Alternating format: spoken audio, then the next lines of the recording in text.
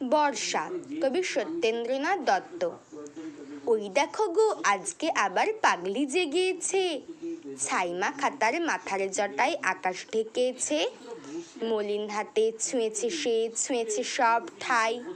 পাগল মেয়ের জ্বালায় পরিচ্ছন্ন কিছুই নাই। মাঠের পাড়ে দাঁড়িয়েছিল ঈশান কোণেতে, বিশাল শাখা পাতায় ঢাকা শালের বনেতে।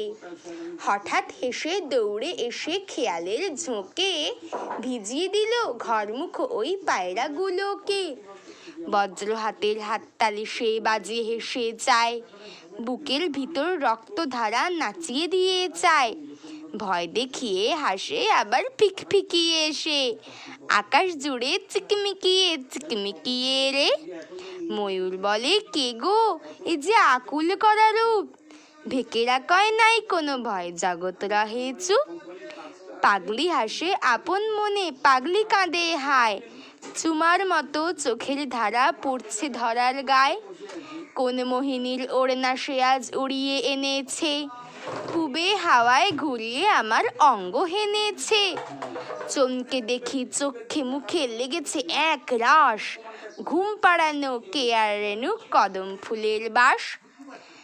বাদল হাওয়ায় আজকে আমার পাগলি মেতেছে, ছিন্ন কাঁথা সূর্য শশী সভায় পেতেছে।